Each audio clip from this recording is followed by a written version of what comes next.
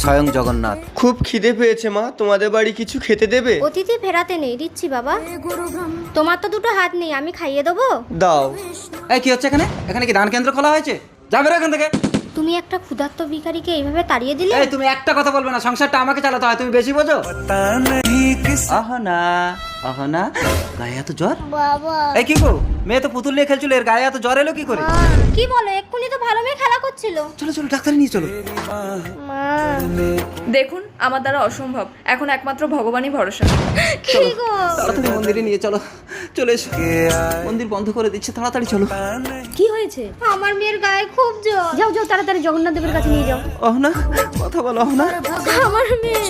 আমার মেয়েকে তুমি বাঁচাও ভগবান। কি হয়েছে? এ কি তুমি? ইনি আমাদের মন্দিরের মহাপূজারী। কিছুক্ষণ আগে ভিক্ষুক সেজে তুমি আমার বাড়িতে গেছিলে না? চিনতে পেরেছিস তাহলে? একটা ভিখারি ক্ষুধার কষ্টে তোর বাড়িতে গিয়েছিল, তুই তাকে ফিরিয়ে দিয়েছিলি।